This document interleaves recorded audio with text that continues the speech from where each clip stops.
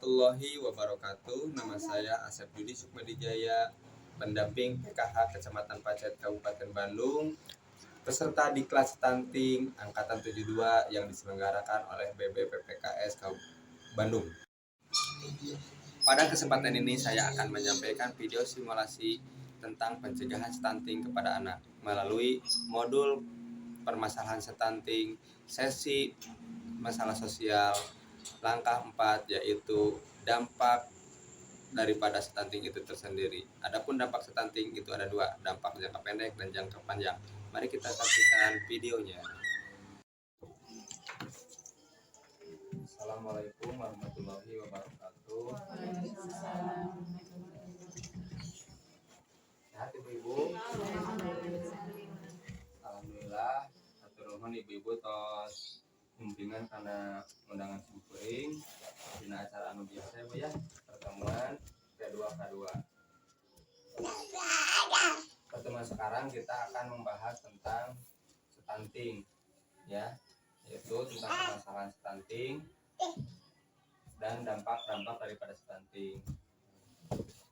Pada pertemuan sebelumnya kita udah membahas stunting ya Bu ya, masih ingat Bu? Masih ingat nggak? Jadi kita dulu pernah membahas stunting selain dengan modul stunting ini dengan di modul kesehatan dan gizi ya Bu ya. Nah, ketika kita membahas ibu hamil dan balita ya.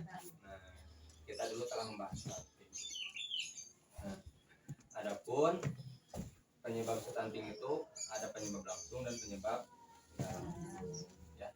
Nah, Bu, ada yang tahu nggak penyebab langsung stunting itu apa dan penyebab stunting itu apa aja?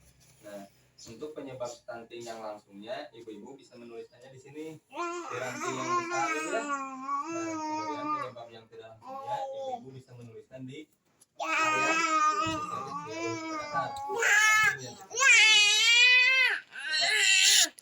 Ibu Yani dituliskan penyebab langsung stunting apa aja?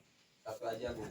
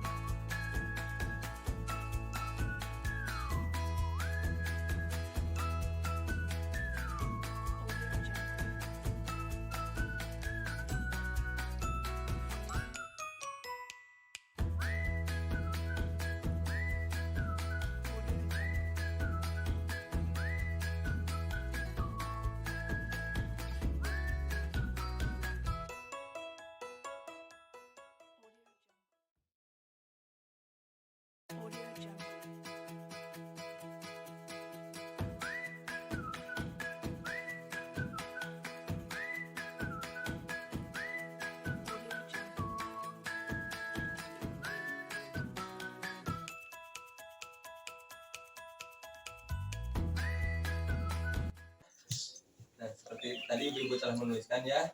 Nah, jadi kalau pohon-pohon, kalau diibaratkan dengan pohon ya Bu ya.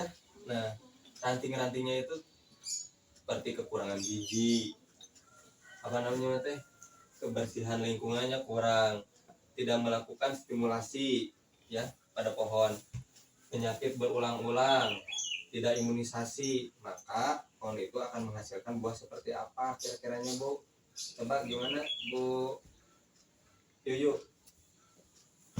Seperti misalkan anak kita ya, anak-anak yang kekurangan gizi Ya. yang lingkungan kebersihannya kurang, tidak melakukan stimulasi, penyakit berulang-ulang, tidak imunisasi, maka anak-anak kita juga akan mengalami stunting yang disebut stunting. Ya, gimana Ibu? Paham?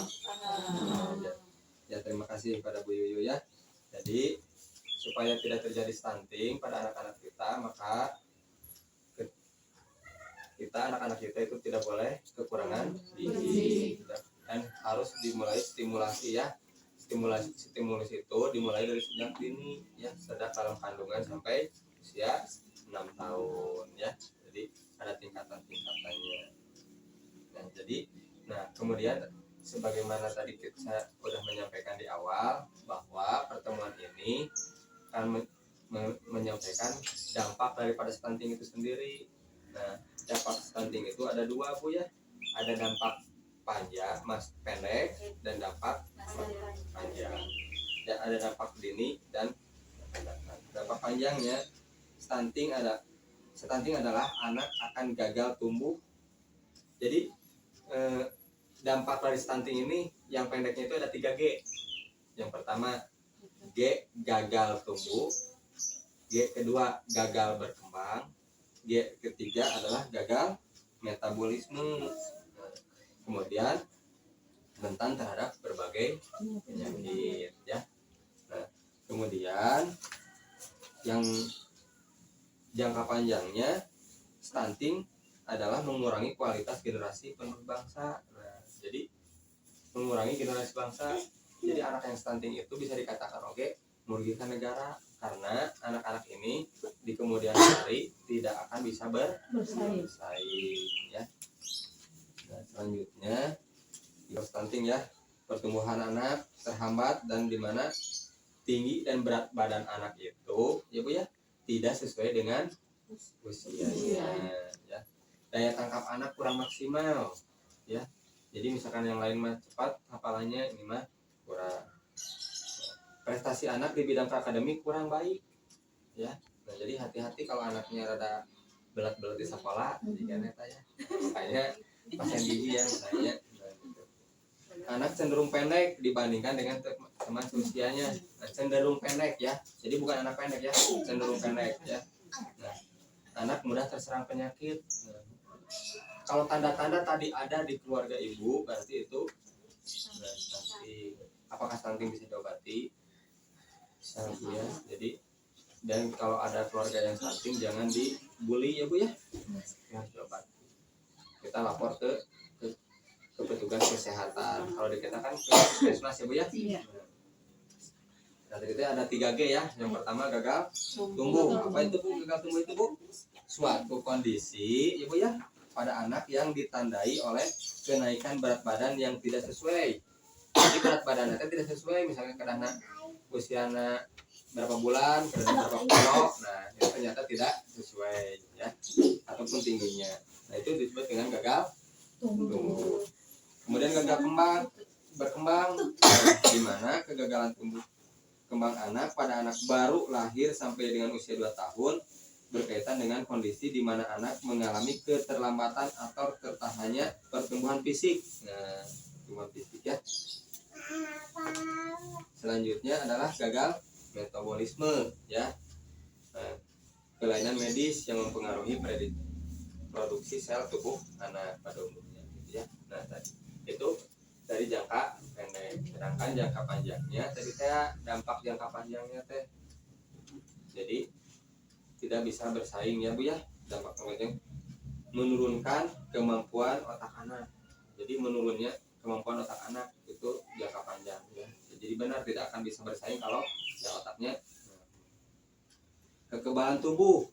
Nah, kekebalan tubuhnya tidak seimbang ya. Kemudian penyakit jantung. Kemungkinan serangan penyakit jantung di masa yang akan datangnya Kemudian obesitas.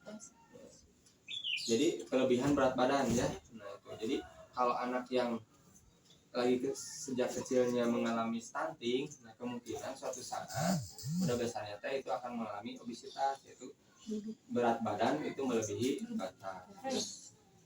Kemudian kesulitan bersaing untuk mencari pekerjaan. Jadi sulit untuk bersaing di dunia kerja karena sekarang kan kadang-kadang di dunia kerja itu ditanyain berat badannya segimana, tinggi badannya juga segimana gitu kan ya. Jadi harus proporsional. Nah, jadi supaya anak-anak ibu-ibu, anak-anak kita itu tidak mengalami stunting, makanya perhatikan gizi ya, khususnya untuk makanannya dan kebersihan lingkungannya ya. Nah, Gimana ibu-ibu di rumahnya, udah kebersihan lingkungannya, kebersihan rumahnya udah ditingkatkan lagi ya. Nah ibu-ibu, karena ibu-ibu masih sebagai peserta PKH, penerima bantuan sosial ibu ya, nah juga selain penerima PKH juga penerima BPNT ibu ya. Nah di mana di sana ada makanan-makanan kan, contohnya di BPNT ada apa namanya teh, ikan ya, itu kan sebagai gizi ya. Dan juga uang PKH itu diprioritaskan untuk gizi anak agar anak-anak kita bisa tumbuh kembang dan tidak mengalami stunting di masa yang akan datang. Ya, itu ya. Ibu ada yang mau terakhirnya, jaga anak-anak kita, ibu ya. Jaga anak-anak kita jangan sampai terkena stunting ya. Nah perhatikan, ini penyebab-penyebab stunting, berarti penyebab-penyebab ini yang harus dihindari oleh ibu dan keluarga ya. Nah, perhatikan stimulus yang bisa disampaikan untuk pertemuan ini. Mudah-mudahan apa yang saya sampaikan dapat bermanfaat untuk ibu-ibu ya di rumah ya dan di keluarga.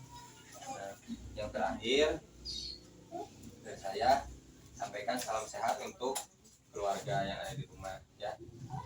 Tidak lupa kita akhiri pertemuan ini dengan berbaca doa bersama-sama.